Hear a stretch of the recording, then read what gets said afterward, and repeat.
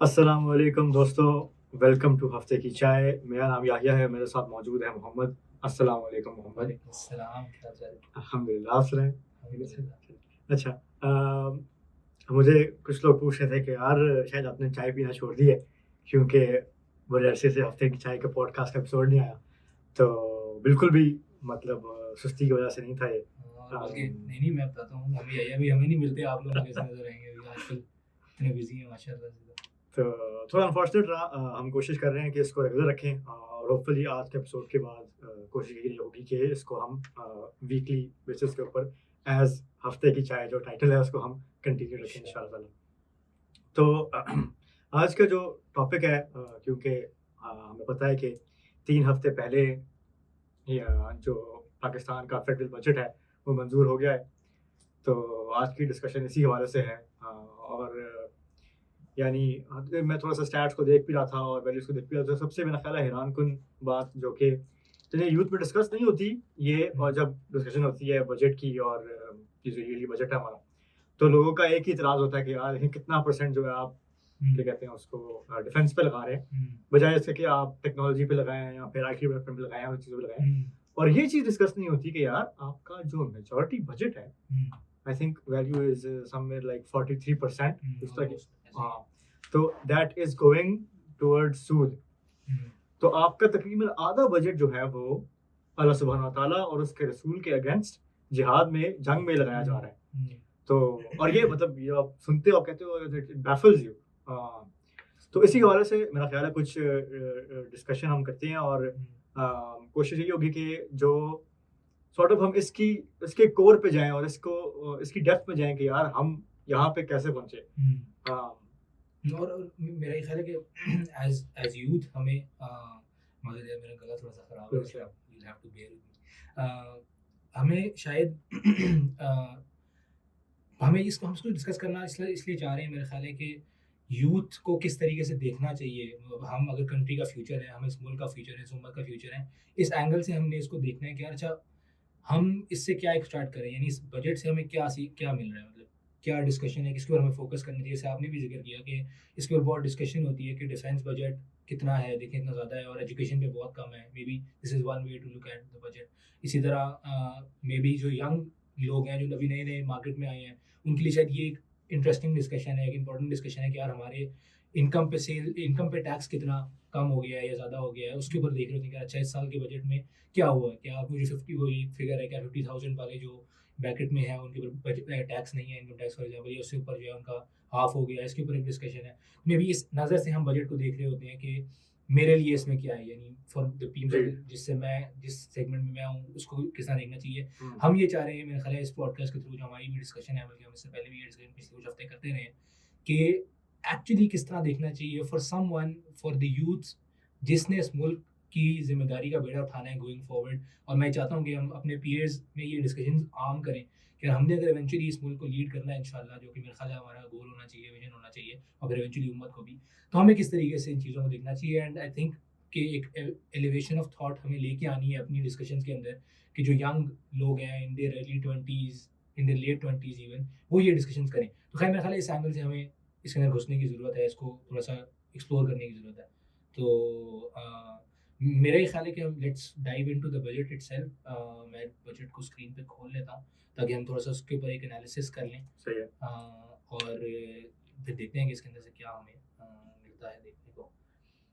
सही है, चलो मैंने खोल दिया इसको, स्क्रीन पे आपके सामने आ गए। जी, ठीक बिल्कुल। है, सही है। तो बेसिकली ये हमारे सामने 2 वो बने हुए हैं, पाई चार्ट्स बने हुए हैं। हुँ, इसमें बेसिकली सारा स्ट्रक्चर है बजट का। ये सारे जो है बेसिकली हमारे इनफ्लो या रेवेन्यू है, फाइनेंसिंग है सही और है। राइट साइड पे जो है वो एक्सपेंसेस हैं।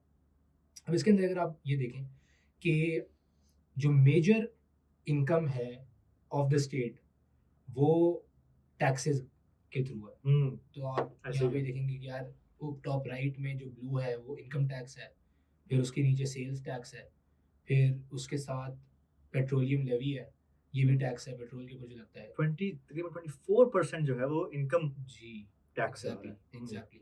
और अगर आप टोटल इसको करें तो ये कितना बनता है, 23 + 15 इज़ 38, 38, 39। 39, हुँ, 40, कस्टम ड्यूटी ऊपर डाल दें 5%, फेडरल एक्साइज ड्यूटी ऊपर डाल दें, तो आप खुद ही हिसाब लगा लें कि यार आपका जो major chunk of revenue generate हो रहा है वो जनरेट हो रहा है थ्रू टैक्सेस, ठीक है।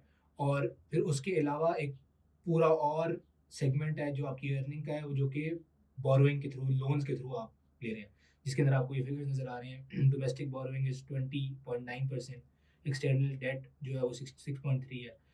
तो इंटरनल आप कर्जा लेते हैं, बाहर से आप कर्जा लेते हैं।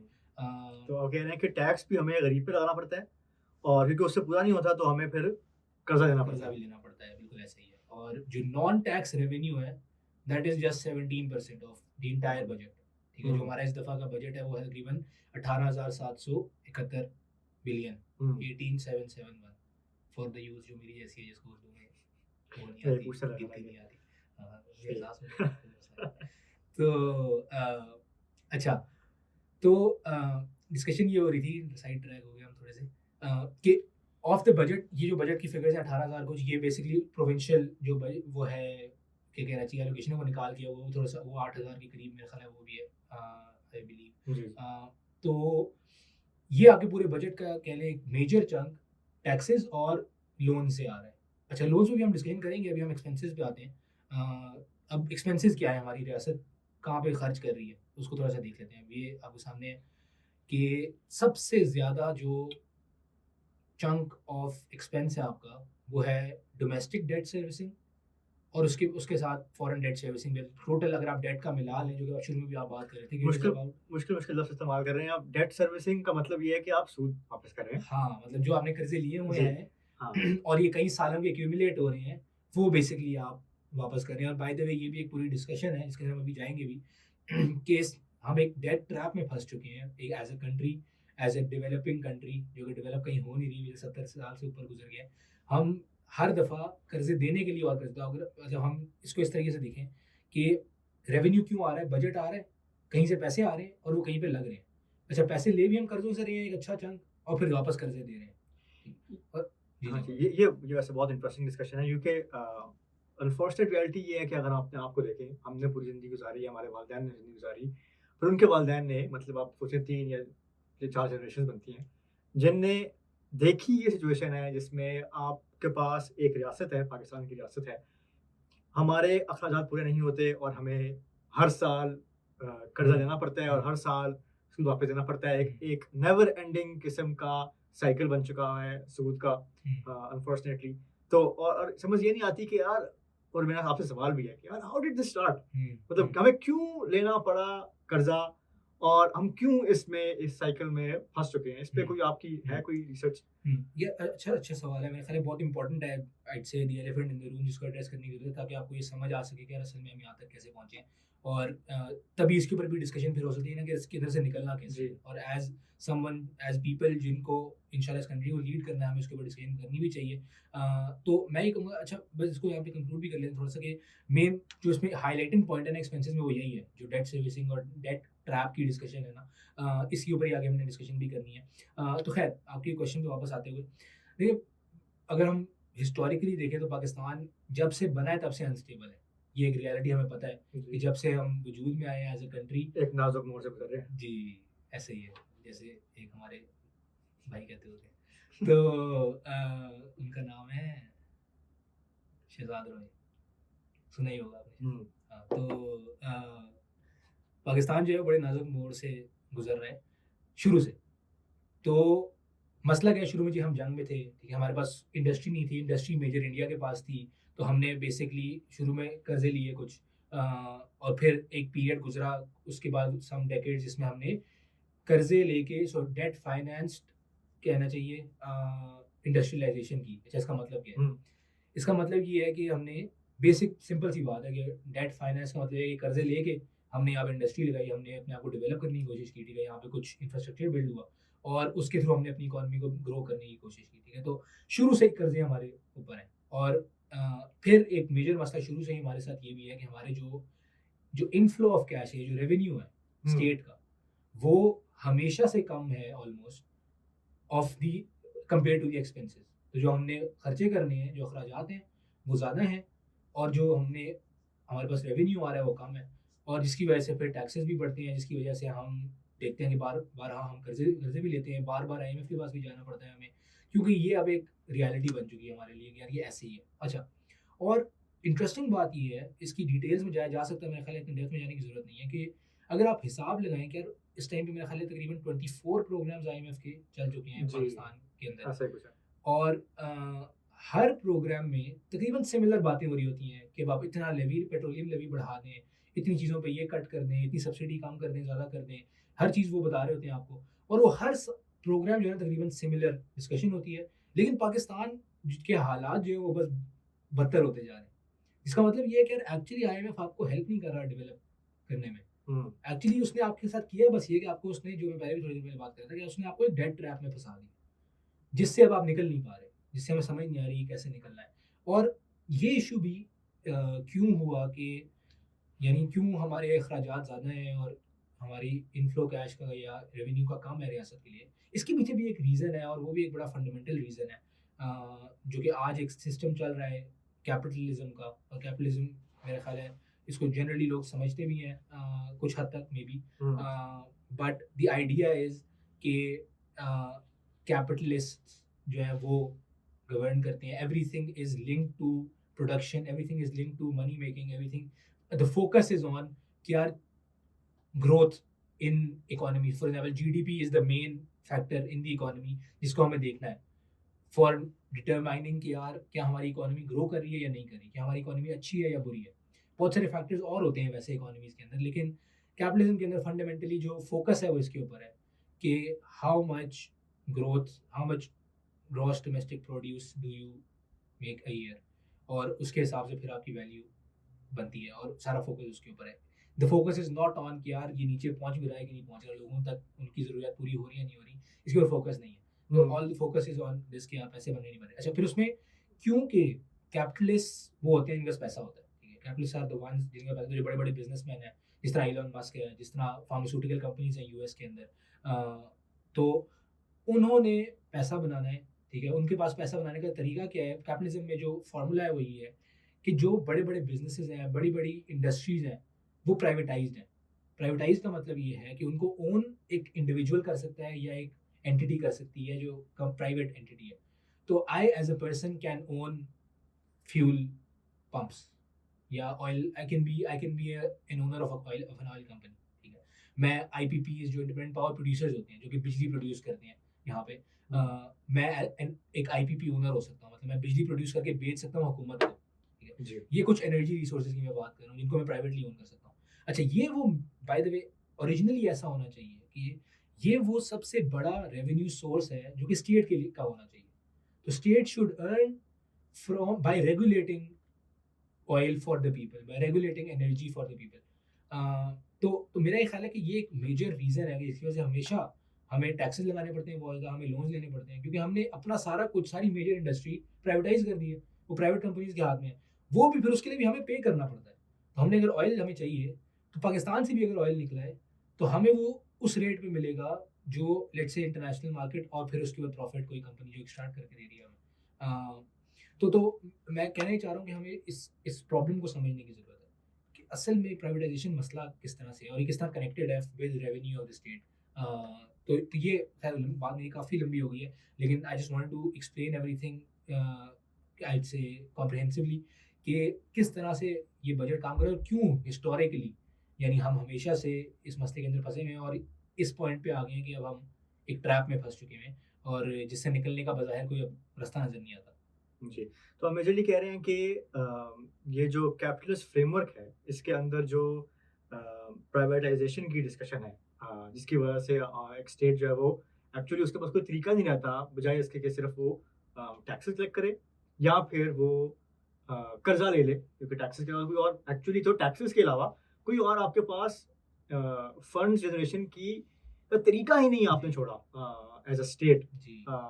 जो मजबूर कर दिया आपको इस कैपिटलिस्ट निज़ाम ने। तो वैसे ये एक इंटरेस्टिंग डिस्कशन है और मेरा फिर एक इससे इससे मेरे ख्याल से एक सवाल भी ये उठता है कि यार, क्या इस बात का मतलब ये है कि यार क्या कोई ऐसी रियासत है जो इस मॉडल में एग्ज़िस्ट करते हुए इवन इफ टैक्सेस से, जो कि इस टाइम पे मक़रूज़ ना हो, डेट में ना हो?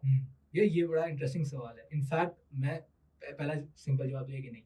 ऐसी अच्छा। कोई रियासत मौजूद नहीं है आज इवन दुनिया में। अमेरिका या फिर चाइना है मतलब जो कि मैं बस यही आपको कहने लगा था कि these countries have the most debt. ये अच्छा, no way, really? US has about 30 trillion dollars of debt. ठीक है, वो सबसे ज़्यादा बाय द वे पूरी दुनिया में सबसे ज़्यादा डेट किसी अगर एब्सोल्यूट डेट की बात करें किसी कंट्री का है तो वो यूएस है। और सारी मेजर पावर्स जो हैं ये सारी चाइना, यूएस, यूके, फ्रांस ये टॉप 5 में आती हैं। इनका सबसे ज़्यादा एब्सोल्यूट डेट है। पाकिस्तान किस पे आता है फिर?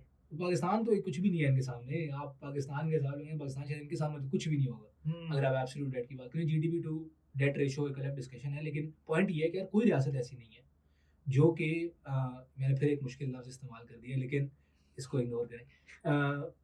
लेकिन मैं कहना ही चाह रहा हूँ कि ऐसी कोई रियासत नहीं है जो कि डेट में ना हो। ये फंक्शन ही ऐसे करता है पूरा निज़ाम। अच्छा, हर जगह प्राइवेटाइजेशन है, हर जगह पे कैपिटलिस्ट हैं, हर जगह पे निज़ाम सूद पे चल रहा है। सब कुछ कैपिटलिज्म के हिसाब से हो रहा है। ये मतलब ऐसा कुछ नहीं, मसला फ़र्क सिर्फ कितना है कि यूएस क्योंकि डॉलर छाप सकता है, तो उसको फ़र्क नहीं पड़ता कि वो कितने डेट में है, यानी प्रैक्टिकली स्पीकिंग। और पाकिस्तान में और बहुत सारे मसाइल भी हैं। एक मसला उनमें से ये भी है कि हमारा जो करेंसी है वो टाइड है विद डॉलर, यानी कि हम ये बातों को काफ़ी आम हमें पता है कि हमारी करेंसी की वैल्यू जो डिटरमिन होती है वो डॉलर के हिसाब से होती है। तो every currency in the world is backed by dollar. ठीक है, तो हमारे जो रिजर्व्स होते हैं वो डॉलर्स में है, नॉट इन ट्रेडिशनली जिस तरह से हिस्टोरिकली होता था गोल्ड में। दुनिया जो है उनके रिजर्व्स गोल्ड में होते थे।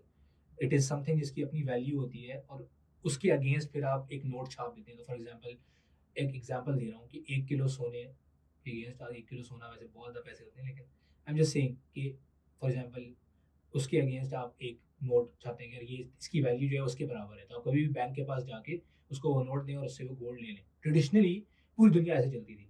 या फिर एक इसके ऊपर पीछे भी एक हिस्ट्री है कि किस तरह यूएस ने इसको कन्वर्ट किया। हम शायद अपनी डिस्कशन से थोड़ा सा साइड पे जा रहे हैं, लेकिन द आइडिया इज कि ए वन ऑफ द प्रॉब्लम्स है इकोनॉमी के अंदर, इसको हम शायद आज बहुत डिटेल में ना डिस्कस करें, हम थोड़ा सा बजट को डिस्कस करना है, लेकिन ये करेंसी भी एक बहुत बड़ा मसला है आज दुनिया के अंदर। और पाकिस्तान में और बहुत सारे मसाइल हैं। मैं कहूँगा उनमें से एक मसला ये भी है कि हमने कभी इतना सोचा भी है या नहीं, ये एक सवाल जी, है। बिल्कुल। यार हमने कुछ इससे निकलना है, यानी दिस इज अ क्वेश्चन कि यार हम इससे निकलेंगे। विजन विजन की बात है, बिल्कुल सही बात है। तो ये बात है। मेरा ख्याल है कि जैसा जहाँ से हमने बात शुरू की थी कि कोई कंट्री नहीं है ऐसी। मेरा ख्याल है ये बहुत एक इम्पोर्टेंट बात है कि यार आजकल के मॉडर्न इकोनॉमिक फ्रेमवर्क के अंदर जो है सो कॉल्ड सॉवरेन स्टेट्स हैं, सुपर पावर्स हैं इवन, ये सब लोन्स के बगैर फंक्शन ही नहीं कर सकती। ये इकोनॉमिक फ्रेमवर्क अलाउ ही नहीं करता कि आप लोन्स लिए बगैर फंक्शन करें। हम्म, तो you just you tax the people and you take loans and that's how you're running the state। जो कि मुझे सोच के बड़ा अजीब सा लगता है कि यार आपके पास पूरा स्टेट का इंफ्रास्ट्रक्चर है और आपके पास यानी फंड जनरेट करने का कोई तरीका नहीं है। और फिर ऐसे ही, बल्कि जो तरीका था भी पीआई होती थी हमारे पास एक हाँ जी, हाँ जी। उसके साथ क्या किया हमने, यानी वो भी वही बात है कि उसको चलाने का भी विजन एग्जिस्ट नहीं करता। यानी ये तो चले एक पॉलिटिकल मसला है हमारे मुल्क के अंदर भी, खास तौर पे कि यार हम कहीं मतलब यानी स्टेट के पास एक लेट्स से चीज़ थी ना जिससे वो कमा सकती थी, स्टेट अपने अखराजात उठाने के लिए एटलीस्ट एक एयरलाइन थी, वो भी अब वैसे प्राइवेटाइज हो गई है। तो उसको भी सही तरह नहीं चलाया। अब ये तो हमने सुना मतलब बचपन से सुनते हैं कि यार पीआईए की फ्लाइट में जा रहे हो तो बस आयतुल कुर्सी शुर्सी पढ़ के ही जाना, पता नहीं है बिल लिख के जाओ। हाँ, तो क्यों नहीं वो सक्सेसफुली चल सकी, जबकि स्टेट को इससे कमा के अपने अखराजात उठाने चाहिए। क्यों टैक्सेस लगाने लोगों के ऊपर? क्योंकि वही बात है कि ये विजन नहीं है। ये मेजर डिस्कशन है, इसको हम आगे शायद डिटेल में भी डिस्कस करें। ये इम्पोर्टेंट है। ये इसके अंदर खैर ये उस पे आपकी एक्सपर्टीज है बहरहाल के ये तो आजकल का मॉडल है एक। इसके बरक्स अगर यानी इस्लाम हमें क्या सोल्यूशन प्रोवाइड करता है इस मसले के ऊपर, क्या कोई चीज़ एग्जिस्ट करती है इस तरह की कि इस्लामिक मॉडल के अंदर किस तरह फंड्स जनरेट करती है एक सो कॉल्ड यानी हाइपोथेटिकल इस्लामिक रियासत, या पहले किस तरह करती थी? जब हमें पता है एक टाइम पे तकरीबन 100 साल पहले एक इस्लाम का निज़ाम भी था, खिलाफत का निज़ाम भी था, तो क्या वो भी उस टाइम पे यानी इस तरह चलती थी, प्राइवेटाइजेशन था या टैक्सेस लगते थे, या वो फ्रेमवर्क क्या था एग्जैक्टली कुछ इस पे अगर आप थोड़ी सी रोशनी डालें। ये बहुत अच्छा क्वेश्चन है। बल्कि मैं ये कहने लगा था कि इससे इसी पॉडकास्ट के कॉन्टेक्स्ट में भी अभी हम इसी पे हमने सोचा था कि इस टॉपिक को डिस्कस करना है, तो मैं कुछ पढ़ भी रहा था इसके ऊपर, काफ़ी सारी रिसर्चेस भी हुई हैं, इवन क्लासिकल स्कॉलर्स ने भी किताबें लिखी हुई हैं इसके ऊपर। यानी बिल्कुल। आज तो हम, क्योंकि हम हमारे पास प्रैक्टिकली नज़र नहीं, हमें नहीं आ रहा कहीं पे भी इस्लामिक मॉडल इम्प्लीमेंट होता हुआ, तो हमें उसकी डिटेल्स उस तरह से पता नहीं होती, वरना क्लासिकली स्कॉलर्स ने एक पूरा इकोनॉमिक फ्रेमवर्क, जो कि असल में इस्लाम का फ्रेमवर्क है, वो दिया हुआ है। लेकिन उस पे जाने से पहले मैं कहूँगा कि हम पहले प्रॉब्लम डिफाइन कर देते हैं कि यार आज मसला हमारे लिए जिसको हमने फिर एड्रेस करना है, जिसके वर्क अराउंड हम सोचते हैं कि यार ये तो पॉसिबल ही नहीं है, ये भी नहीं हो सकता, वो भी नहीं हो सकता, उसको थोड़ा सा शायद पहले हमें डिफाइन कर लेना चाहिए। मेरे ख्याल है एक इम्पॉर्टेंट चीज़ इसके अंदर ये है कि जिसकी हम बात भी कर रहे थे कि मेजर रेवेन्यू आज टैक्सेस के अंदर से आता है, ठीक है, दैट्स वन। ऐसे ही। कि आप एक कोई गरीब बंदा अगर दुकान से रोटी भी लेने जाता है तो उसने उस पर टैक्स देना ही देना है। बिल्कुल। रिग्रेसिव टैक्सेशन कहते हैं इसको, कि यार सब पे बराबर है।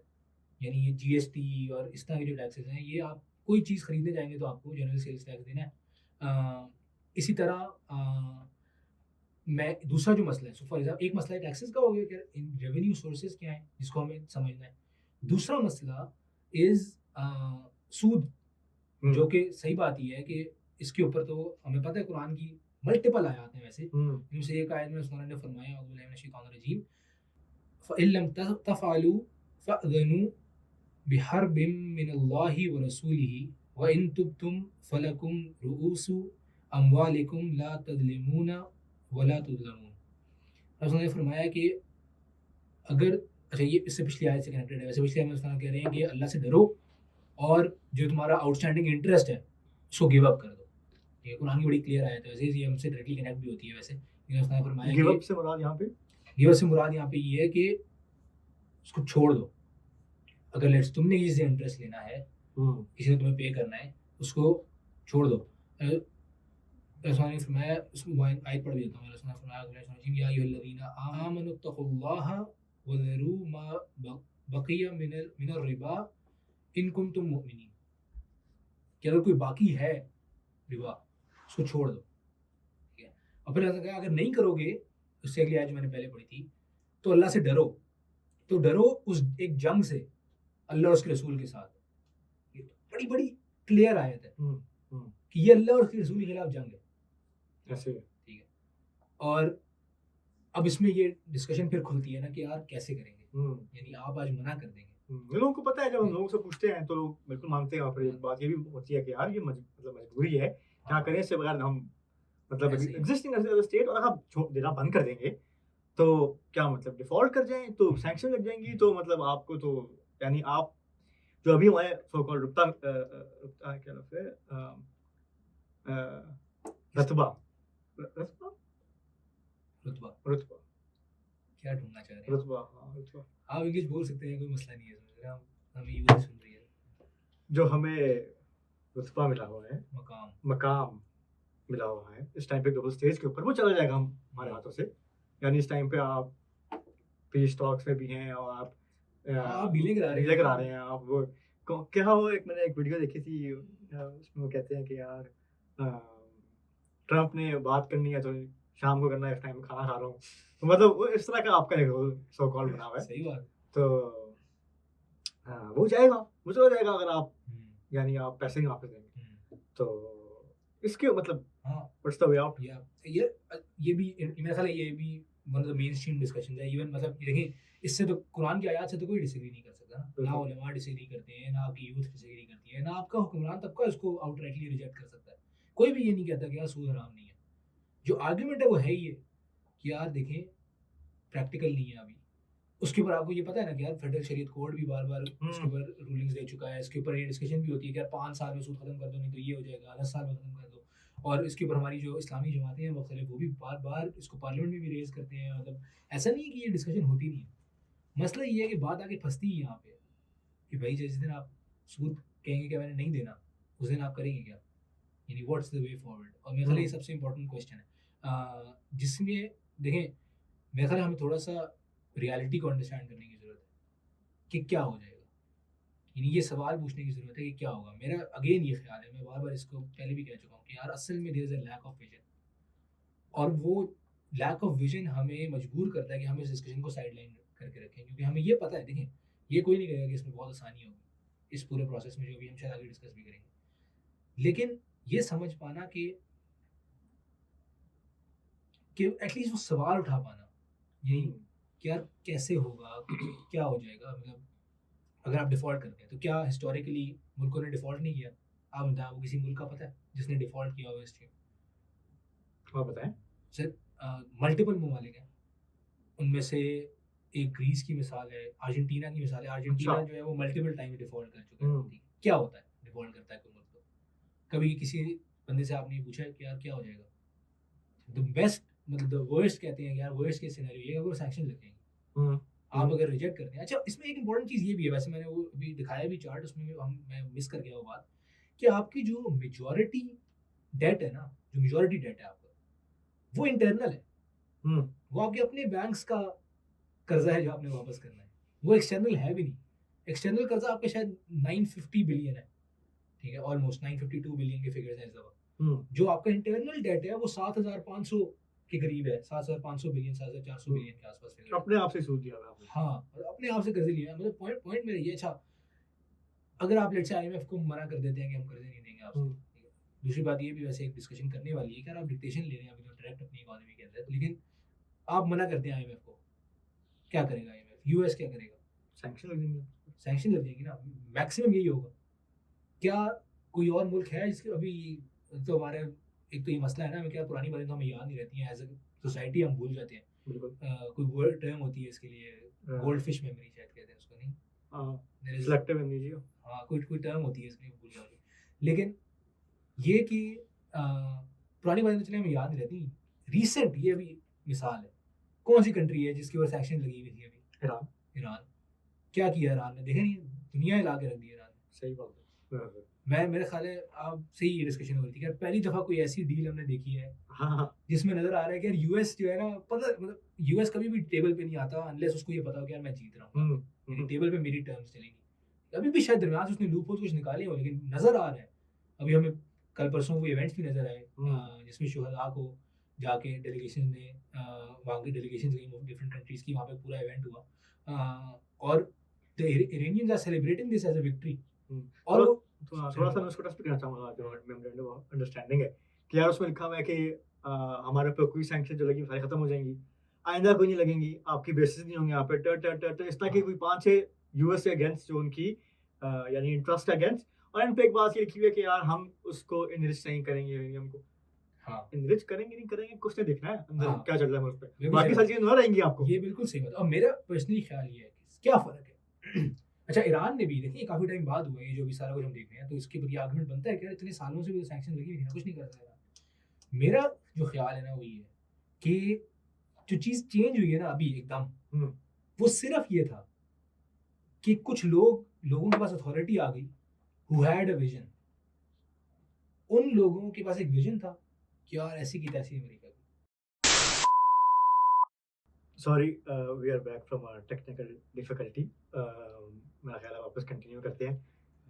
क्या क्या डिस्कशन हो रही थी? क्या या आपने आखिरी पॉइंट? मैं आखिरी बात मेरा ख़्याल है विज़न की डिस्कशन इसके अराउंड कर रहा था। हम ईरान के ऊपर सैंक्शन की डिस्कशन कर रहे थे, और हाँ जी। कैसे एकदम ईरान ने जो है वो इतने सारे जी, जी, जो है जी। वो तबाही मचा दी है अमेरिका के अंदर, और उसकी इवन ये बात कि यार कोई सोच भी नहीं सकता था कि बिल्कुल। बेसिस को हम अटैक करें अमेरिका की, ये डिस्कशन 5th जनरेशन उनके जो प्लेन हाँ, जो उड़ा दिए। हुँ, ये डिस्कशन असल में विज़न की डिस्कशन है।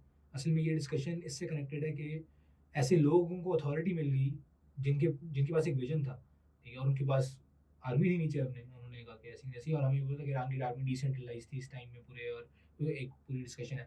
लेकिन जो जिससे मैं इसको कनेक्ट कर रहा था वो ये था कि हम ये जो बैरियर बनता है ना हमारे ज़हन में कि यार प्रैक्टिकल नहीं है चीज़, ये कर नहीं सकते, सूद खत्म नहीं कर सकते, वो बनता इसलिए ही है कि हम प्रैग्मैटिकली सोच रहे हैं चीज़ों को, हम हुँ, हमारे पास वो विज़न नहीं है जो कि एक विज़न हमारे पास होना चाहिए, जो कि इस्लाम ने शायद हमें दिया है, जिसके ऊपर हम आगे इंशाल्लाह डिस्कशन करेंगे भी। तो मेरा ख़्याल है कि इसको इससे एड्रेस किया जा सकता है कि सवाल तो उठाए ना, समझे तो सही ना, क्या कभी किसी ने बैठ के सोचा है कि यार इस्लाम में वगैरह हुँ, सूद निज़ाम कैसे चलता है? हुँ, तो ये मेरा ख़्याल है इसको भी हम आगे डिस्कस करते हैं डिटेल में। हुँ। एक तो ये था दूसरा एतराज़ लोग ये भी उठाते हैं कि यार मतलब मजबूरी में तो कई चीज़ें वैसे ही हलाल हो जाती हैं जब मतलब गर्दन पे तलवार हो तो फिर आप क्या कर सकते हैं? हुँ, फिर तो आप यानी इस्लाम को भी वो कर सकते हैं ना? तो ये हाँ, सूअर भी खा सकते हैं, ये भी हो सकता है। तो टेक्निक में जो है आपको असिस्ट दे रहे हैं। हाँ, तो इस पे क्या ओपिनियन, मतलब क्या ये बात दुरुस्त नहीं? ये अच्छा सवाल है। मेरा ख़्याल है कि यार पहले तो इसको डिफ़ाइन भी करने की ज़रूरत है। तो जो डिस्कशन है वो ये है, जो शरई डिस्कशन है सही। एक तो हुँ, ये डिस्कशन करते हैं ना लोग कि यार देखें, lesser of the two evils हुँ, हुँ, को आप चूज़ कर लें, तो क्या अगर अभी आप नमाज़ें पढ़ सकते हैं, मसाजिद हैं, हुँ, क्या आप रोज़े रख सकते हैं, खुल हुँ, के इबादत कर सकते हैं? हुँ, क्या ये खुल के इबादत आप जर्मनी में कर सकते हैं? जर्मनी में तो आप सड़क पे चाहे नमाज़ बिछाएँ तो पुलिस वाले आ जाते हैं। हुँ, या ऑस्ट्रेलिया की अभी कल परसों की खबर थी। नहीं कर सकते ना। तो आप शुक्र करें कि आपके पास एक ऐसा मुल्क है जहाँ पे आप नमाज़ें पढ़ सकते हैं, खुल के इबादत कर सकते हैं अपनी। अभी आप अगर जाएँगे निज़ाम की तरफ बात करेंगे तो आप इससे भी जाएँगे, हुँ, जो भी आप कर सकते हैं। ये एक तो ये आर्गुमेंट है, ये एक आर्गुमेंट है कि lesser of the two evils choose कर लें। दूसरा आर्गुमेंट वो है जो आप कह रहे हैं, वो ये है कि मजबूरी या जब मौत और ज़िंदगी का मसला हो तो फिर आप कॉम्प्रोमाइज़ कर सकते हैं। अच्छा, एक तो पहली बात तो ये कि ये कोई इस शरन कोई इसकी बुनियाद नहीं है, कोई शरई हैसियत नहीं है इस बात की कि आप lesser of the two evils को चूज़ कर सकते हैं। इन द सेंस कि आप दीन पे कॉम्प्रोमाइज़ कर रहे हैं कि आप अ, एक चीज़ को छोड़ने की बात कर रहे हैं। और इसकी मिसाल हमें सीरत में बेतहाशा मिलती है। रसूलुल्लाह सल्लल्लाहु अलैहि वसल्लम ने को और सहाबा को इतनी मुश्किलात का सामना करना पड़ा, लेकिन उन्होंने एक दफ़ा भी कॉम्प्रोमाइज़ नहीं किया। And it was not like उनके पास ऑफर्स नहीं थी। हुँ, he had so many offers. लेकिन उनको कुरैश ने आगे कहा था कि आप बस आपको हम दारुल में बिठाते हैं, आप फिलहाल छोड़ें इस काम को। उन्होंने कहा नहीं। वो ये कह सकते थे कि यार lesser of the two evils choose करता हूँ मैं अभी के लिए दारुल में जाके बैठता हूँ। मुस्लिम उम्मत, मुस्लिम जो जमात, छोटी सी जमात है अभी मक्का के अंदर, उसके लिए एक सपोर्ट मिल जाएगी, हल्की फुल्की हमारे पर तशद्दुद कम कर देंगे। और आहिस्ता आहिस्ता ग्रो करके, जो कि आर्ग्यूमेंट हमें दिया जाता है अभी भी, कि आहिस्ता आहिस्ता ग्रो करके मैं इवेंचुअली टेक ओवर कर लूँगा या मुसलमानों को की जमात को और स्ट्रॉन्ग कर लेंगे वगैरह वगैरह। ऐसी कोई दलील हमें मिलती नहीं है। हाँ, ऐसी दलील आज हमें लोग देते हैं, लेकिन उसके पीछे कोई बुनियाद होना ज़रूरी है, वो मसलहत नहीं हो सकती सिर्फ। हुँ, दूसरी बात, जहाँ तक इसकी बात है कि यार आपकी ज़िंदगी और मौत का मसला है, इसके अंदर आप झूठ बोल सकते हैं या आप लेट्स से हराम गोश्त हलाल हो जाता है आपके लिए अगर आप बिल्कुल मरने वाले हो। इसको भी समझने की ज़रूरत है कि यार ऐसी कोई हालत नहीं है। और इसी जो हमने पिछला क्वेश्चन डिस्कस भी किया है, इसमें भी इसका आंसर था कि यार ऐसा कुछ भी नहीं होने वाला आपके साथ कि आप लोगों की जो है वो, कि आपकी पूरा मुल्क जो है वो फ्लैट हो जाएगा, हुँ, हर बंदा शहीद हो जाएगा अगर आपने सिर्फ ये बात कर दी है कि यार मैं कर्जे वापस नहीं करूँगा, जो सूद है असल में। तो मेरा ख्याल है कि ये भी आर्गुमेंट सही नहीं है। यानी ये ऐसा नहीं है कि आप ये कह रहे हैं कि यार ये तो हर मुसलमान की ज़िंदगी में मौत का मसला बन गया है और इसमें जो है वो हराम चीज़ हलाल हो जाती है। आप जो है वो ऐसे ही कर रहे हैं यहाँ बैठ के, ठीक है। आप जो है वो शुगर लगा रहे हैं, मतलब सुकून की ज़िंदगी गुजार रहे हुँ, हैं। और जब सैंक्शंस लगती भी हैं तो भी हमें पता है क्या होता है। ऐसा नहीं है कि आप वो आके, और सही बात ये है कि अमेरिका के जो हालात हैं इस टाइम पे, ईरान ने जो किया उससे पहले अफ़गानिस्तान ने जो किया उससे पहले भी अमेरिका के साथ बार-बार ये हो चुका है कि अमेरिका किसी न्यूक्लियर पावर के साथ आके उसको ख़त्म करने की कोशिश नहीं करने वाला, ठीक है? ये पॉसिबल नहीं है। तो मैं ये कहूँगा कि ये आर्गुमेंट भी ठीक नहीं है इस एंगल से भी, कि ये कोई ज़िंदगी मौत का मसला है। बात ये है कि अल्लाह का हुक्म है। अल्लाह सुब्हानहू व तआला ने एक हुक्म दिया हुआ है। अच्छा, ज़िंदगी मौत का मसला तो सहाबा के लिए था, बिल्कुल। जो शहीद हो गए इसके लिए। यानी अगर आप मुझे आर्गुमेंट दे रहे हैं कि हाँ, देखें ये मजबूरी है और इस हालत में तो ये हो जाता है हालात। तो सहाबा के पास ये दलील क्यों नहीं थी? हुँ, आपके और मेरे पास अगर ये दलील मौजूद है कि यार देखें ये हो जाता है। सहाबा के पास नहीं थी ये दलील। सहाबा ने इसको बिल्कुल डिफरेंटली अंडरस्टैंड किया। ये दीन की इकामत की डिस्कशन है, दीन के निफाज़ की डिस्कशन है, इस्लाम के मिशन को पूरा करने की डिस्कशन है, जिसमें कोई कॉम्प्रोमाइज़ नहीं था। ना रसूलुल्लाह सल्लल्लाहु अलैहि वसल्लम की तरफ से, ना सहाबा की तरफ से, और मल्टीपल सहाबा ने इसके लिए जाने भी दी। चाहे वो जो पहले शुहदा थे उन्होंने भी इसी मकसद के लिए जाने दी, और चाहे वो बाद में जो जंगों में शहीद हुए सहाबा। तो मेरा ख़्याल है कि ये आर्गुमेंट शायद समझ आने वाली बात है कि ऐसा कॉम्प्रोमाइज़ अलाउड नहीं है शरअ के अंदर, और अगर है तो उसके ऊपर डिस्कशन हो सकती है। यानी अगर कोई भाई हमें कहते हैं कि यार नहीं मेरे पास दलाइल हैं, तो वो बेशक कमेंट्स में उसको रखें, हम उसके ऊपर डिस्कशन कर सकते हैं, और हम चाहेंगे कि हम उसके अंदर डेप्थ में और चले जाएँ, क्योंकि इसके अंदर काफ़ी डिटेल्स हैं। स्कॉलर्स ने बहुत सारे डिफरेंट डिफरेंट स्कॉलर्स के डिफरेंट डिफरेंट ओपिनियंस भी इसके ऊपर आपको मिलेंगे। लेकिन as we understand it, the strongest opinion is कि ऐसा कुछ भी नहीं। यानी मैंने खुद एक स्कॉलर का ये ओपिनियन पढ़ा हुआ है कि lesser of the two evils को आप चूज़ कर सकते हैं। लेकिन उसके पीछे कोई बेसिस मुझे वो इतना स्ट्रॉन्ग ओपिनियन नहीं है जो जिसके बरअक्स है। जिसके एक्चुअल दलाइल हमें सीरत से या रसूल की ज़िंदगी से मिलते हैं सल्लल्लाहु अलैहि वसल्लम। तो ये मेरा ख़्याल है मोटी-मोटी बात है। एक एक चीज़ मेरा ख़्याल है ये शायद इम्पोर्टेंट है मेरा ख़्याल है यूथ के लिए स्पेसिफिकली कि जो लोग ये बात बयान कर रहे हैं कि यार हमारी मजबूरी है, इनने असल में अनफॉर्चुनेटली हमें उस मेंटल केज में एक मेंटल वॉल बना दी हुई है और ये इनकी अपनी वॉल हुँ, ये इनकी अपनी वॉल है इनके अपने एक्सपीरियंसेस की वजह से जो कि समहाउ इनने कंस्ट्रक्ट कर लिए हुए हैं उसमें अमेरिकन प्रोपेगेंडा भी इन्वॉल्व था और हुँ, ये एक विजन दिया गया कि यार अमेरिका टक्कर नहीं ले सकते जी, इनविंसिबल है ये। इनविंसिबल है वो पता नहीं एवेंजर्स भेज देगा और सुपरमैन रखा हुआ है पता नहीं क्या रखा हुआ है कभी मुझे आज तक समझ नहीं आई ये बात लेकिन कभी कभार अगर हम अपने बड़ों से डिस्कस करें तो उनके they have genuine fear hmm, कि अगर हम ये अमेरिका को अगर even even if we look at them wrong तो उनने आई डोंट नो स्पेस से कोई लेजर खोलनी है और ऐसे पाकिस्तान खत्म हो जाएगा हुँ,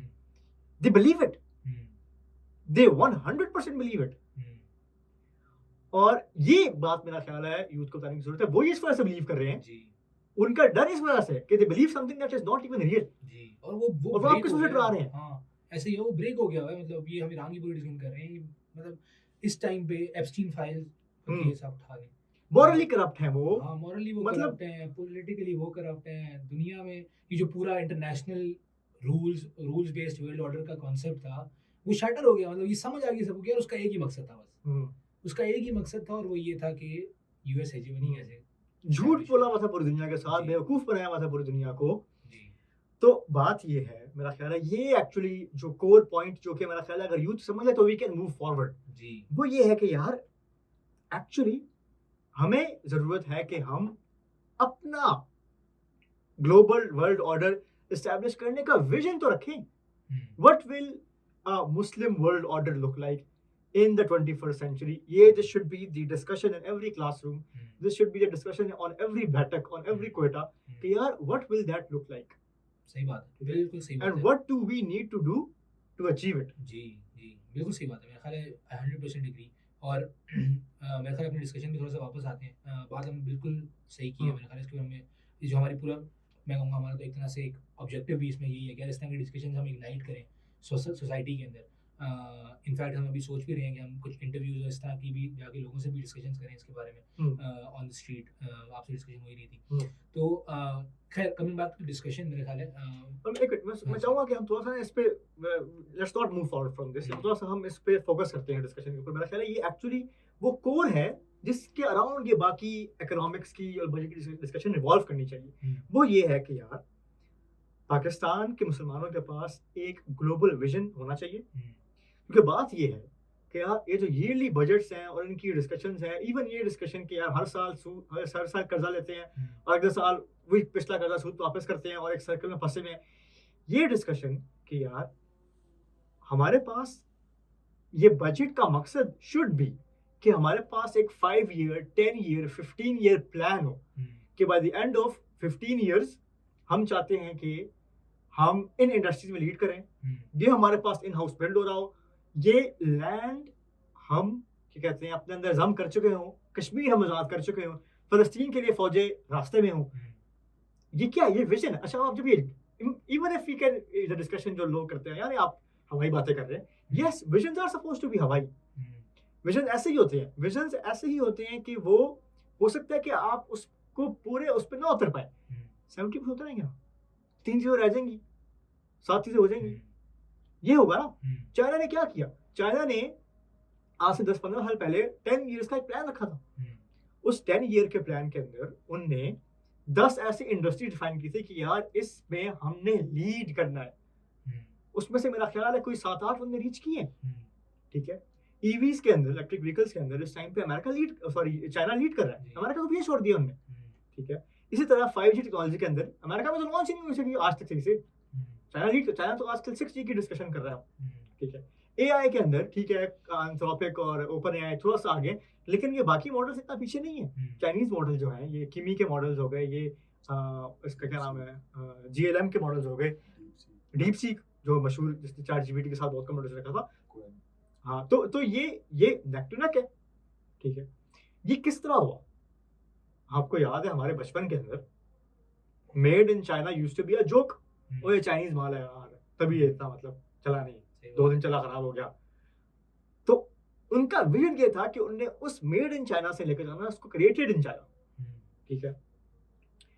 बात ये है कि हमारे हुक्मरानों के पास इस टाइम पे विज़न नहीं है।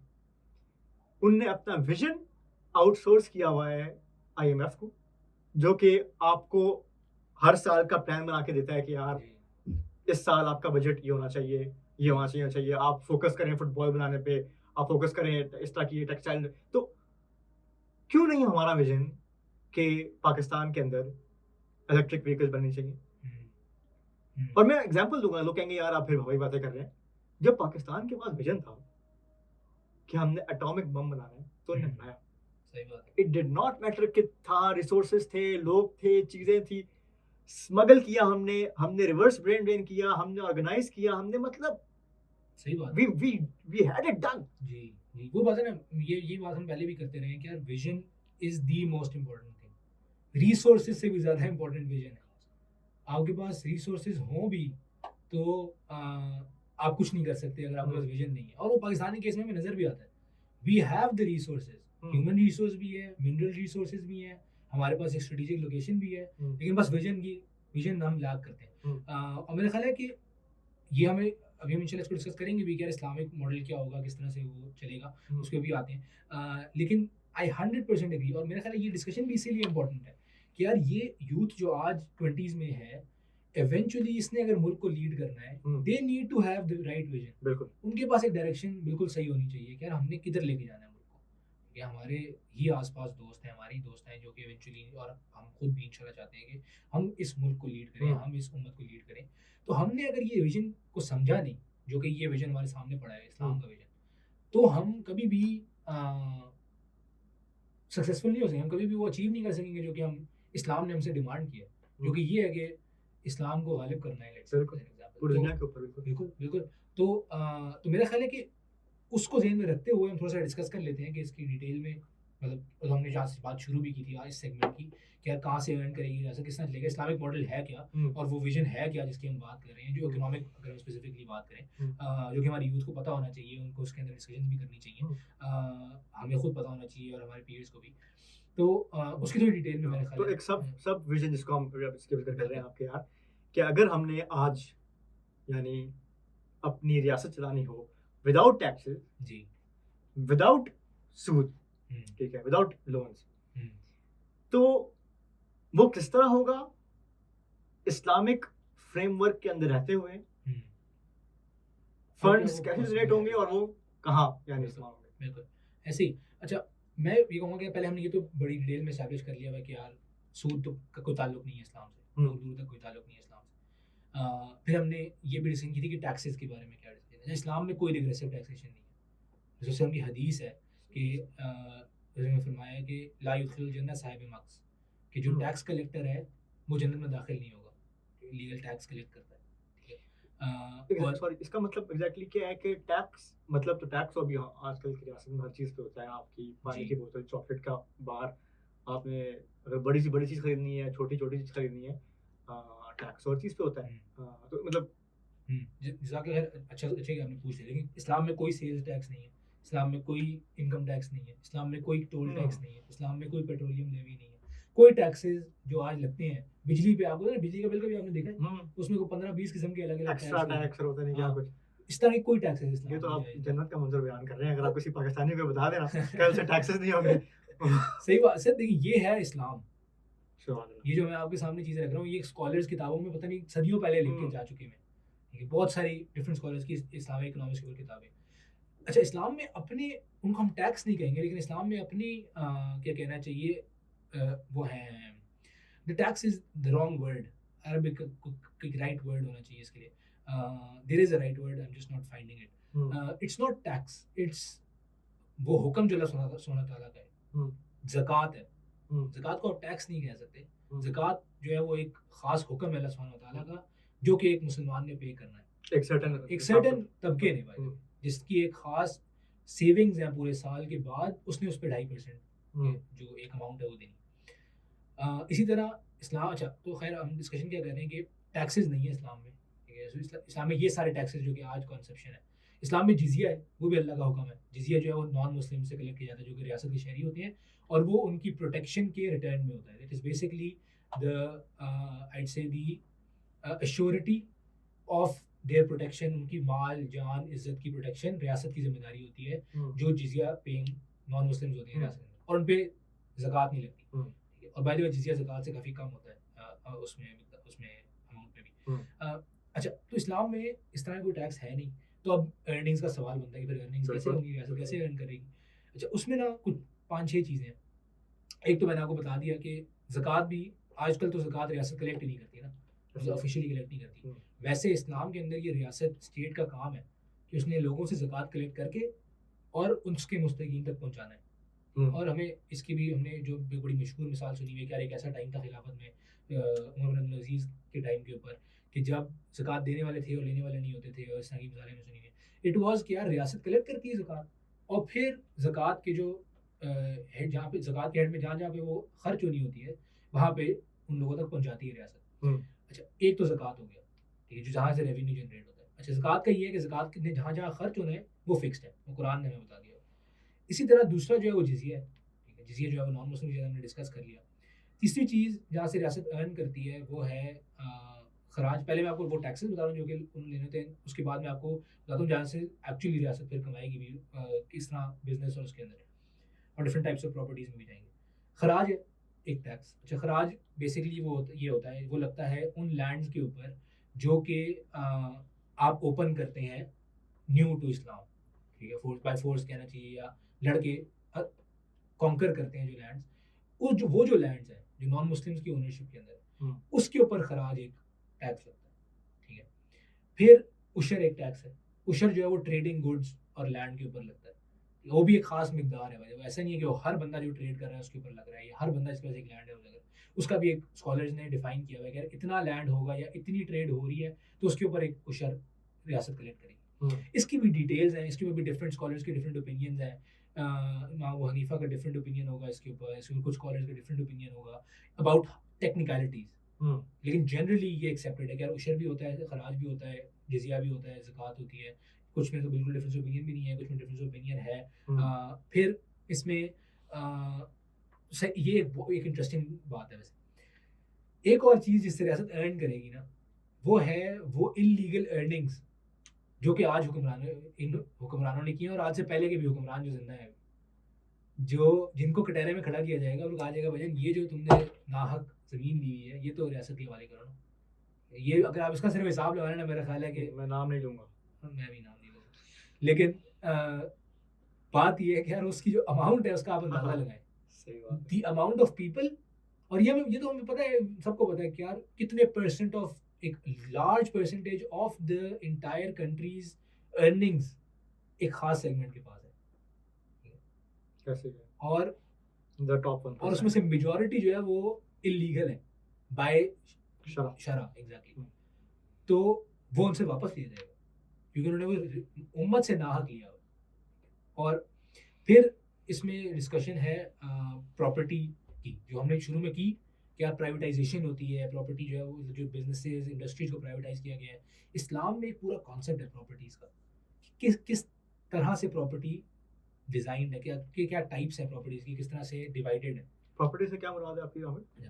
प्रॉपर्टी से मुराद है मेरी ओनरशिप कह लें, हुँ, ठीक है? मतलब इट्स नॉट जस्ट लैंड या फिर घर, हुँ, not in its literal sense. हुँ, property is ownership of things, ठीक ठीक है? है। तो मैं कहूँगा चलिए प्रॉपर्टी ना कहें, इसको ओनरशिप कह लें, types of sort of like ownership. जो हम डिस्कस करते हैं कैपिटलिज्म और कम्युनिज्म में। तो कैपिटलिज्म में फॉर हाँ, एग्जांपल हाँ, प्राइवेटाइजेशन किया हर चीज़ हाँ, एवरीथिंग ये can be private owned ownership, हाँ, एवरीथिंग हाँ, can be owned by an individual. हाँ, और कम्युनिज्म जो कहता है कि यार nothing, nothing can be owned by हाँ, individual everything is owned by the state. तो you saying Islam has a different model to this exactly, ownership. Exactly ये बात है। तो इस्लाम में ओनरशिप का एक बिल्कुल ही डिफरेंट कॉन्सेप्ट है। हुँ, it is not communism and it is not capitalism. हुँ, इस्लाम में ओनरशिप की 3 टाइप्स हैं, ओके। ठीक है? इस्लाम में there is private property, public property और स्टेट प्रॉपर्टी। इन तीनों को हम एक-एक करके थोड़ा-सा डिस्कस करते हैं। और फिर अच्छा इनके भी बाय द वे एविडेंसेस जो हैं वो किताबों में लिखे हुए हैं। अगेन अगर हमसे कोई मांगता है तो हम किताबों के रेफरेंस भी दे सकते हैं इंशाल्लाह। कमेंट्स में डिस्कशन इसके ऊपर डिटेल में हो जाएगी, अभी बहुत लंबी हो जाएगी वरना। लेकिन ब्रीफली प्राइवेट प्रॉपर्टीज हमें पता है क्या होता है। वो ये है कि यार जो चीज़ें एक इंसान प्राइवेटली ओन कर सकता है, चाहे वो आपका लैपटॉप है, आपके कपड़े हैं, आपका घर है वगैरह वगैरह, वो चीज़ें आप प्राइवेटली ओन कर सकते हैं। एक ये टाइप होगी। दूसरी टाइप है स्टेट प्रॉपर्टी, ठीक है, वो चीज़ें जो स्टेट ओन करती है। उसमें इमारतें भी हो सकती हैं, उसमें बिजनेसेस हो सकते हैं। तो फॉर एग्जाम्पल हम PIA की डिस्कशन कर रहे थे, इस्लाम में भी रियासत की अपनी एयरलाइन हो सकती है। इस्लाम में रियासत अपना रेडियो चैनल चला सकती है, इस्लाम में रियासत अपना TV चैनल चला सकती है, इस्लाम में रियासत डिफरेंट चीज़ें ओन कर सकती है, बिजनेसेस कर सकती है। और ये सॉरी, ये बड़ा जी। इंटरेस्टिंग है मेरा ख्याल है इस एंगल से भी कि रियासत को इस वजह से भी करना पड़ता है क्योंकि बहुत सारे ऐसे बिजनेसेस हैं जो कि इस्लाम के मॉडल में रियासत इंडिविजुअल्स ही कर सकती है। हाँ, इंडिविजुअल्स ओन ही नहीं कर सकते, नहीं कर सकते बिल्कुल क्योंकि सही बात है। उसमें आपके पास यानी इस किस्म की फाइनेंसिंग होती है जो बैंक देता है आपको सूद बेस्ड वो मिलता है, लोन मिलता है और वो जो अमाउंट ऑफ कैपिटल रिक्वायर्ड है hmm, to run that level of a business जिस तरह की एक एयरलाइन है हम्म, या कोई हैवी इंडस्ट्री है हम्म, that cannot be practically बिल्कुल run by या financed by an individual. A state can only do that for the people. बिल्कुल ऐसे ही, बिल्कुल ऐसे ही, क्योंकि इस्लाम में ना स्टॉक्स का कॉन्सेप्ट है, ना वर्चुअल इकोनॉमी का कोई कॉन्सेप्ट है। जो भी मैं डिस्कस डिटेल में नहीं करना चाह रहा अभी, क्योंकि लेकिन लेकिन पॉइंट ये है कि दैट अमाउंट ऑफ कैपिटल, बिल्कुल सही बात है कि जो कि आज एग्जिस्ट कर पाता है एक इंडिविजुअल के हाथ में, वो शायद प्रैक्टिकली पॉसिबल ही ना हो इस्लाम के मॉडल के अंदर। So coming back to the discussion, तो स्टेट प्रॉपर्टी वो है जिससे असल में रियासत अपने अखराजात के लिए अर्न करती है, Okay. जिसकी वजह से फिर टैक्स लगाना नहीं पड़ेगा रियासत। एंड उसकी मजबूरी है कि उसने कोई बिजनेस को या कोई इस तरह का काम करना है जिससे वो अपने अखराजात उठा सके। रियासत शहरियों के अखराजात पे नहीं चल सकती, ठीक है। दूसरी टाइप ऑफ प्रॉपर्टी ये होगी, ये दो simple and to understand I think, private property, private ownership क्या है और स्टेट ओनरशिप क्या है। तीसरी जो टाइप है ना, उसके अंदर थोड़ी सी डिटेल है, वो है पब्लिक ओनरशिप। और ये है जो असल में जहाँ पे फ़र्क आता है मेनली, इन बाकी से भी फ़र्क पड़ता है, लेकिन the way this is designed, इससे आपको समझ आती है कि अच्छा इस तरह से फिर रियासत अर्न करके लोगों पे ही लगा सकती है, and that is public ownership. Okay. Islam में there is a type of ownership जो कि पब्लिक है, क्या उम्मत की मिल्कियत है। स्टेट ओनरशिप से कैसे फर्क हुआ है? अच्छा, स्टेट की जो ओनरशिप है ना, वो रियासत की मिल्कियत है, यानी स्टेट के साथ जो पैसा वहाँ से आ रहा है, state can do whatever it wants for its own खर्चे, ये सारा कुछ ठीक है, वो स्टेट से होता है, स्टेट प्रॉपर्टी से होता है, स्टेट ओनरशिप से होता है। जो डिस्कशन है पब्लिक प्रॉपर्टी की, उसमें ये है कि रियासत उसको रेगुलेट करती है। सो अब होता क्या है, देखिए, अच्छा पब्लिक प्रॉपर्टी पहले डिस्कस कर लेते हैं। कुछ एग्जांपल से आप करेंगे थोड़ा सा। अच्छा, पब्लिक प्रॉपर्टी की भी ना 3 डिफरेंट टाइप्स हैं अंदर उसके, ठीक है। So there is private property, public property and state property. और पब्लिक प्रॉपर्टी के नीचे 3 और चीज़ें, there are 3 different types of public property, ठीक है। एक पब्लिक प्रॉपर्टी की टाइप है, रसूल की एक हदीस से निकली, रसूल ने एक हदीस में फरमाया अल मुस्लिमून शुरकाई फिल थिलास फिल माई वल क़िलाई वन नार, कि मुसलमान जो हैं वो 3 चीज़ों में शराकत दार हैं, पार्टनर्स हैं, ठीक है। उन्होंने कहा पानी, लैंड पैस्टर्स, चरागाहें, ठीक है, जो वास्ट लैंड पैस्टर्स हैं, और आग। और आग से मुराद एनर्जी रिसोर्सेज हैं जिनसे एनर्जी बनती है, ठीक है। एक ये टाइप है, ठीक है। एंड दिस इज़, इसका ये टाइप क्या है, इट इज़ पब्लिक यूटिलिटी, जो पब्लिक यूज़ की चीज़ें हैं, ठीक है। एनर्जी पब्लिक ओनरशिप में, हाँ, यस, तो energy is public ownership. Energy से मुराद बिजली, एनर्जी से मुराद ऑयल, ये सारा कुछ पब्लिक ओनरशिप के अंदर है। ये उम्मत की मिल्कियत है, ये इंडिविजुअल्स ओन नहीं कर सकते। एक मिनट, जो आप मुझे विजन दे रहे हैं ना, बड़ा ख़तरनाक है। आप कह रहे हैं कि जो मैं बिजली के बिल देता हूँ 50-60 हज़ार महीने के, और वो उस पर जो कंपनीज कमाती हैं वो नहीं कमा सकती। बिल्कुल बिल्कुल ऐसे ही, और वो आपकी ओनर, वो आपकी मिल्कियत है, मतलब मेरा राइट है, यू ओन इट, मेरा राइट है जी, कि मुझ तक बिजली पहुँचे। जी, यू ओन द बिजली, जो कि या बिजली कहना चाहिए, या यू ओन द ऑयल जो कि आपके मुल्क में बन रहा है, ठीक है। मतलब अगर आपके मुल्क में एक इंडस्ट्री लगी हुई है जो कि बिजली प्रोड्यूस कर रही है, वो प्राइवेटली ओन्ड हो ही नहीं सकती। अभी तो मसला ये ना कि IPPs यहाँ पे बैठे हुए हैं जो कि पावर प्रोड्यूस करते हैं, वो एग्जिस्ट नहीं कर सकते। द स्टेट हैज़, अच्छा देखिए, अब ये भी बात है ना कि ये करेगा कौन फिर। मैं एक प्रैक्टिकल सवाल पूछता हूँ कि मेरा बिजली का बिल कितना हुआ इस मॉडल के अंदर?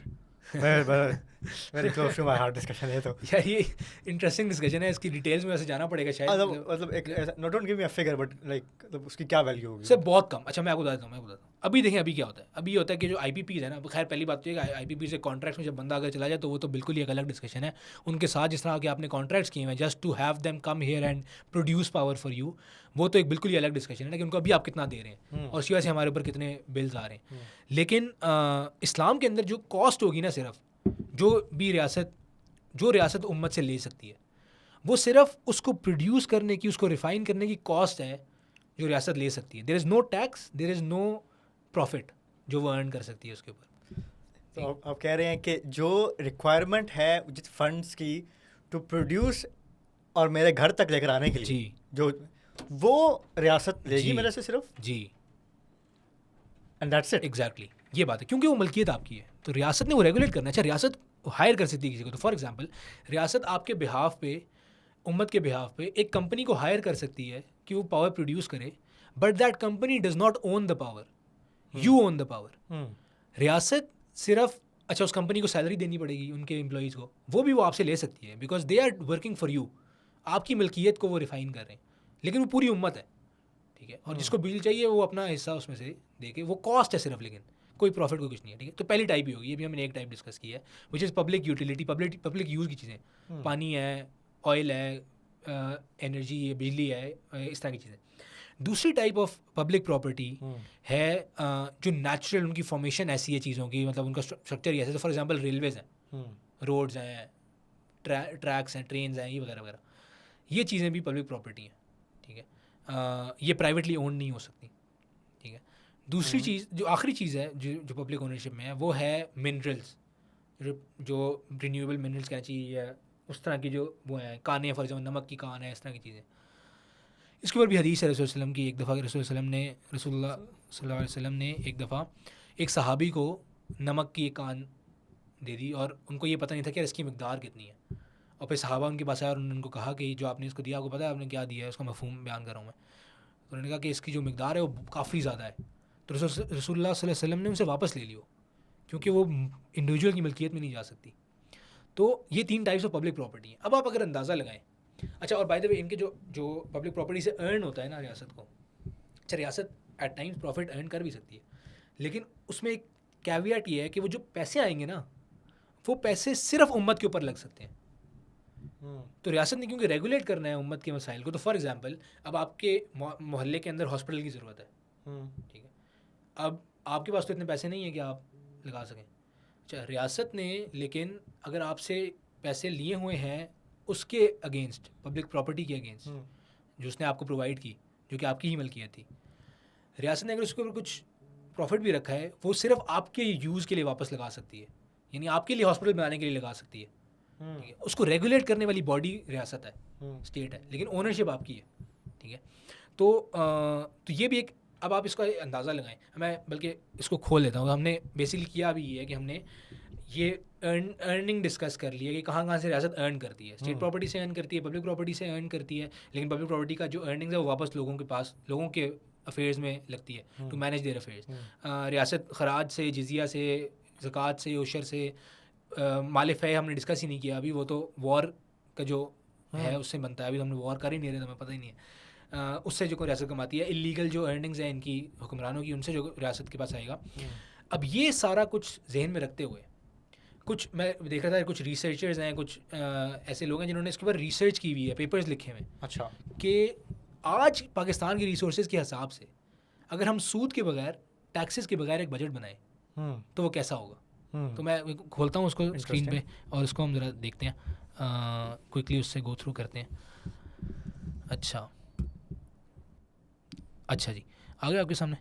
जी ठीक है। अच्छा जी, अब ये जी डिस्कशन है, इसको मैं थोड़ा जूम कर देता हूँ। अच्छा, ये जो आपको नज़र आ रहा है ना, अब ये है जी बजट विदाउट सूद, विदाउट टैक्सेस, जो कि इस्लामिक, अभी हमने सारी अर्निंग्स डिस्कस की, कहाँ से अर्न होती हैं चीज़ें, उसके बेसिस के ऊपर कि पाकिस्तान में आज अगर हम ये सिर्फ अप्लाई कर दें ये कॉन्सेप्ट्स तो क्या होगा। 22,000 बिलियन, 22,000 बिलियन, और ये बाय द वे उससे भी ज़्यादा है जो कि हम अभी कर्ज़ों और उसके बाद बजट हमारा है। हाँ, टैक्सेस के साथ और जी कर्जों के साथ। जी। अच्छा, जैसे इसमें एक बात मैं बता दूं कि यार ये रिसर्च जो है ये पिछले साल की है, अच्छा, तो इसमें जो फिगर्स हैं वो 25 के हैं, यहाँ पे नज़र भी आ रहा है, Okay, फिजिकल ईयर 25 के हैं सही। फिगर्स इस साल के नहीं, लेकिन सही बात है कि बहुत ज़्यादा डिफरेंस नहीं कितना है, ही फ़र्क होगा। कुछ थोड़ा बहुत ही डिफरेंस है। एनीवेज, अच्छा अब इसमें डिस्कशन ये है कि अब ये देखें अब ज़कात में क्या क्या है, ज़कात कितनी है अगर रियासत कलेक्ट करे, that is about 7500 billion rupees, ठीक है। और रियासत अभी कलेक्ट नहीं करती ज़कात, लोग खुद देते हैं वैसे फिर भी, लेकिन रियासत कलेक्ट नहीं कर रही, रेगुलेट नहीं कर रही, तो जो मुस्तहिकीन है ज़कात के उन तक पहुंचाना उसको। आप सोचें ना कि यार हमारे मुल्क में जितने गरीब हैं उनमें से कितने लोग ज़कात के मुस्तहिक होंगे, उन तक ज़कात पहुंचती नहीं होगी कहीं तक। आप तो ये करते हैं ना, आप ज़कात देते होंगे अगर ज़कात अप्लाई होती है तो आप क्या करते हैं, आपके करीब जो भी है मुस्तहिक, आप कहते हैं क्या चलो इसको मैं दे देता हूँ, लेकिन उसको रेगुलेट करना रियासत की जिम्मेदारी है। और जब ये हो रहा होगा तो उस हकदार जो उसका हकदार है उस तक पहुंचेगी ज़कात। तो एक तो ज़कात हो गया। दूसरा जो हमने पूरी डिस्कशन अभी पब्लिक प्रॉपर्टी की है, इसमें ऑयल एंड गैस है, इलेक्ट्रिसिटी है, मिनरल्स हैं, पानी, फॉरेस्ट, ट्रांसपोर्ट, ये सारा कुछ, ये सब कुछ पब्लिक प्रॉपर्टी है। उससे थोड़ा सा मैं चाहूँगा कि इसको विजुलाइज भी हम करें, तो आप कह ही रहे हैं कि यार जो 34% ऑफ द बजट है इन दिस हाइपोथेटिकल सिचुएशन इंशाअल्लाह, वो जो हमारे गुरबा हैं, जो कि एक इशू है पाकिस्तान का, कि लोगों के पास खाने के पैसे नहीं हैं, कपड़े पहनने के पैसे नहीं हैं, ज़मीन नहीं है, वो स्पेसिफ़िकली उन लोगों को फ़ंड करने में लगाया जाएगा ताकि वो उस थ्रेशोल्ड से ऊपर आएँ जी और होपफुली अपनी ज़िंदगी का यानी कि उसको बेहतर कर सकें इंशाल्लाह। जी बिल्कुल इट्स वेरी इंटरेस्टिंग फिगर। जी बिल्कुल बिल्कुल। और फिर पब्लिक प्रॉपर्टी है, पब्लिक प्रॉपर्टी की हमने सारी डिटेल डिस्कशन कर ली हुई है, उससे 8000 बिलियन इस टाइम पे इस पाकिस्तान के आज की रिसोर्सेज की बात हो रही है। और फिर स्टेट प्रॉपर्टी है और टैक्स, बेसिकली टैक्स इसको कह रहे हैं, खराज और जिजिया और इन चीज़ों को कह रहे हैं, जिसमें तो स्टेट प्रॉपर्टी इट्सेल्फ किस तरह से फंक्शन करेगी वो हमने अभी डिस्कस किया। उससे जो अर्निंग आएगी वो रियासत के अपने अखराजात के लिए, अपने एम्प्लॉयज़ को मेरा ख्याल है पे करने के लिए, स्टेट एम्प्लॉयज़ को, स्टेट ने अगर कोई बिल्डिंग रेंट की हुई है उसको पे करने के लिए वगैरह वगैरह, इस तरह की जो अखराजात हैं। स्टेट वो हैं, लेट्स से विजिट्स हैं, ठीक है, आपने फ़्लाइट टिकट्स इस तरह की चीज़ें, इवन अगर वो क्योंकि मेजर चंक जो है आपके जो कि एक्सपेंसेस भी हैं वो कवर हो जाएंगे पब्लिक प्रॉपर्टी से और ज़कात अकाउंट से। बिल्कुल पब्लिक प्रॉपर्टी से जो आपके जितने भी आपने यानी लोगों के लिए ही, फॉर एग्जांपल अगर आपने एक इंडस्ट्री खड़ी करनी है तो मेरा ख्याल है उसी के अंदर जाएगा। अब correct me if I am wrong, कि अगर आपने इंडस्ट्री खड़ी करनी है जो गाड़ियों की या मोबाइल फ़ोन्स की या इवन अस्पताल या फिर इस तरह की जो सारी चीज़ें, ये पब्लिक प्रॉपर्टी अकाउंट से जाएगा, ऐसा ही है? जी बिल्कुल बिल्कुल ऐसा ही है। और अब इसमें हमने ये तो डिस्कशन की नहीं है, मैंने अभी थोड़ा सा इसको नीचे स्क्रॉल करके आपको दिखा रहा हूँ कि अभी तो हमने ये डिस्कशन इसमें की नहीं है कि यार इसमें तो सूद की डिस्कशन ही नहीं है, अभी तो हम सिर्फ अर्निंग्स की डिस्कशन कर रहे थे ना। अब आप इसी एक्सपेंडिचर पे आए, एक इस्लामिक मॉडल के अंदर सूद तो आपने देना नहीं है, ठीक है। यहाँ पे अभी हम देख रहे हैं कि यार डेट सर्विसिंग इज ज़ीरो, जो आपका 43% आज के बजट में जाता है वो ज़ीरो हो गया ना, वो ज़ीरो हो गया, ठीक है, वो ज़ीरो हो गया। और आपका बजट भी वायदे उससे ज़्यादा बन रहा है जो कि अभी बन रहा है, ठीक है। अब बात यह है कि डेट सर्विसिंग है नहीं, यानी सूद देना नहीं है, कर्जा देना नहीं है, आपने सिर्फ अपने ऊपर, अपने लोगों के ऊपर खर्च करना है, अपनी डेवलपमेंट के ऊपर खर्च करना है, अपनी सेल्फ सस्टेनेबिलिटी को इंश्योर करने के लिए खर्च मेरा करना ख्याल है ये लिंक होती है उस बात से जो हम पहले कर रहे थे कि आपके फिर एक्चुअली एक्सपेंसेस कहाँ से डिफाइन होंगे। वो जो आपने 10 ईयर 5 ईयर विजन डिफाइन किया हुआ है उसके अकॉर्डिंगली इस साल का प्लान बनेगा जी कि यार हमने क्या, अच्छा हमें इस टाइम पे हमने डिफाइन किया था कि यार फॉर एग्जांपल पाकिस्तान के अंदर इस टाइम पे मेडिकल क्राइसिस है, कुछ ऐसे शहर हैं जिनमें वो फैसिलिटीज़ नहीं है, तो हम चाहते हैं कि 5 ईयर प्लान के एंड तक हर शहर में, हर सेक्टर में लेट्स से जी एक हॉस्पिटल वहाँ चाहिए विद क्वालिफाइड डॉक्टर्स। बिल्कुल बिल्कुल। तो उस प्लान के तहत फिर आप हर साल कुछ शहरों में डेवलपमेंट स्टार्ट कर रहे होंगे एज एन एग्जाम्पल। इसी तरह अगर आपने प्लान बनाया हो कि यार आपने स्मार्टफोन इंडस्ट्री खड़ी करनी है तो उसके लिए शायद आप पहले साल आपकी R&D हो, दूसरे साल उसके अंदर शायद कोई ऑपरेटिंग सिस्टम बन रहे हो, फिर हार्डवेयर के लिए अलग चिप्स की मैन्युफैक्चरिंग हो रही हो, उसकी डेवलपमेंट हो रही हो। तो ये तो क्योंकि आपके पास एक लॉन्ग टर्म विजन है तो आप ये कर सकते हैं। मेरा ख्याल है ये एक बहुत ये इंटरेस्टिंग ऐसे टाइप होता है और आपके पास एक्चुअली पैसे लगाने के लिए भी ज़्यादा ही, क्योंकि आपने जो 40% आप सूद पे नहीं दे रहे एसेंशियली। तो मेरा ख्याल है ये it beautifully ties up into that idea of that vision. जी बिल्कुल बिल्कुल सही बात है। और मैं अभी डिस्कशन मैं खुद भी यही रखने लगा था कि यार देखें अब ये हमारे सामने एक मॉडल आ गया, इस मॉडल को आप यूज़ फिर भी कैसे करेंगे, यानी अगर आपके पास अभी भी विजन नहीं है तो आप सूद ख़त्म कर दें, सब कुछ कर दें, क्या होगा जी? जेबों में जाएंगे पैसे, फिर उसके बाद जिस तरह अभी होता है। हर साल नहीं, ये वो में ना भी जाए, हर साल अलग कहानी कर रहे होंगे। हाँ, ये भी बात सही है, ये भी बात सही है, लेकिन वही बात है कि विजन क्या है, हम क्या, फॉर एग्जांपल क्या हमारा ये गोल है कि हमने फ़लस्तीन आज़ाद कराना है।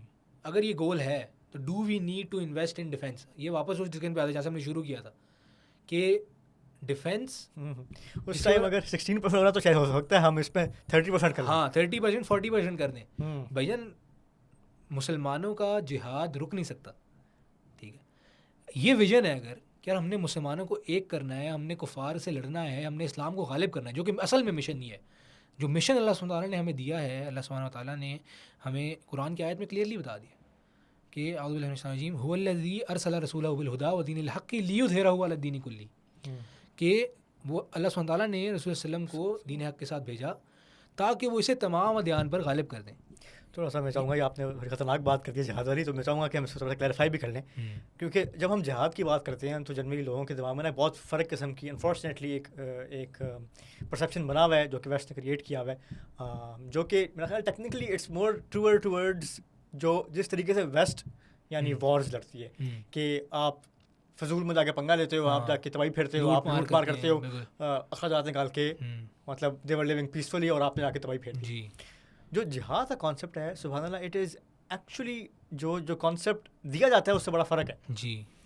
एक्चुअली जो आपने शुरू में बात की, जो एक्चुअली मुसलमानों का विजन है, मैं 3 दफ़ा एक्चुअली बोल चुका हूँ, आइंदा नहीं बोलूँगा, लेकिन जो मुसलमानों का विजन है कि इस्लाम को पूरी दुनिया के ऊपर गालिब लेकर आना है जी, उसके लिए, क्योंकि हम ये जानते हैं कि कुफ्र का निफाज भी जुल्म है, बिल्कुल। और ये मेरा ख्याल है पूरी जो हमारी पॉडकास्ट की पूरी डिस्कशन है कि यार इस टाइम पे दुनिया की सारी रियासतें इस टाइम पे डट में, ये उससे मेरा ख्याल बहुत ज़बरदस्त तरीके से टाइप होता है कि यार जुल्म कर रहे हैं वो अपने लोगों के ऊपर, ठीक है। और ये जो विजन है इस्लाम का कि टैक्सेस नहीं होंगे जी, ठीक है, ये जो विजन है हमने ये वहाँ पे नाफिज करना है, खुद पे पहले तो अपने ऊपर नाफिज करना है, आगे भी नाफिज करना है, हम एक्सपैंड करेंगे। तो जिहाद का मकसद ये है कि क्योंकि हमने वहाँ पे नाफिज करना है, पहले हम देंगे इस्लाम की दावत, ठीक है, इस्लाम कबूल कर लो, हम आपके ऊपर ये हक नाफिज करेंगे जिससे तुम्हारे लिए बेहतरी। नहीं कबूल करते तो जो ऑब्स्टिकल है, यानी कि जो आपकी अफवाज लड़ने को आएंगे, जब हम कहेंगे हमने नाफिज करना है ऐसी की तैसी, तो वो ऑब्वियसली एक वो अपनी आर्मी तैयार करेंगे और एक थोड़ा सा एक सॉर्ट ऑफ आपको मिलेगा, क्या कहते हैं इसको, फ्रिक्शन मिलेगी या जो भी लफ्ज़ है, तो उसको उस ऑब्स्टिकल को रिमूव करने को जिहाद कहते हैं। As soon as that obstacle, that state is removed, जो कि कुफ्र नाफिज कर रही थी जी, ख़त्म हो गया मकसद जिहाद का। आपने बस इस्लाम नाफिज करना, हक नाफिज करना है, और वहाँ पे अगर क्या कहते हैं डेवलपमेंट की ज़रूरत है तो अपनी जेबों में से पैसे लगा के उसको डेवलप करना है। जी जी, बिल्कुल ऐसा ही। और बल्कि मैं यही सोच रहा था अभी आप जो बात कर रहे थे कि ये तो बड़ा क्लियर है ना हमें कि यार असल में ये दीन मुसलमानों के लिए नहीं है, ये दीन इंसानियत को तारीकी से नूर के तरफ लेके आने के लिए है। यानी it is actually to guide the entire mankind, और उनको रहमत, इस्लाम की रहमत, बरकतें दिखाने, उन तक पहुंचाने की डिस्कशन है। और इसकी हिस्टोरिकली हमें ये पता भी है, ये एविडेंट है, आप ओरिएंटलिस्ट की हिस्ट्री ना पढ़ें अगर और एक्चुअल हिस्ट्री पढ़ें तो ये एविडेंट है कि मुसलमान इस्लामी रियासत के अंदर, स्टेट के अंदर नॉन मुस्लिम्स खुशी खुशी रहते थे, बल्कि वो प्रेफर करते थे ऐसे living in the Islamic state as oppose to in a कुफर स्टेट, ठीक है, या काफिरों की रियासत के अंदर। तो ये बिल्कुल सही बात है कि असल में तो जुल्म अभी हो रहा है लोगों के ऊपर। और ये सारी बातें, मैं सही बात यह है कि मैं समझता हूँ कि इवन दो ये वजह नहीं है किसी के मुसलमान होने की कि यार कि उसके हमें फ़ायदे मिलते हैं वगैरह वगैरह, ओनली रीज़न इज़ द अक़ीदा। लेकिन वो प्रॉस्पेरिटी हिस्टोरिकली भी हमें इसीलिए मिली है क्योंकि हमने अल्लाह के हुक्म को फॉलो किया है और हम सुपर पावर बने दुनिया की। और हमें दोबारा से रिवाइव हम कर ही नहीं सकते जब तक हम इस विजन को अडॉप्ट नहीं करेंगे और हम इस विजन के लिए प्लान्स नहीं बनाएंगे।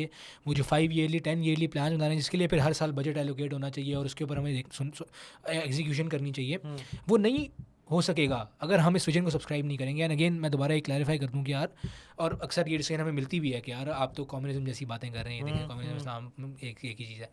ऐसा नहीं है, communism has no similar vision to Islam. वो तो कहते हैं खुदा ही नहीं है, उनकी तो बुनियाद यहाँ से शुरू होती है। हम तो एक बिल्कुल ही डिफरेंट बैकग्राउंड से आ रहे हैं, एक बिल्कुल ही डिफरेंट आइडियोलॉजी है, इसको इस तरह देखना चाहिए।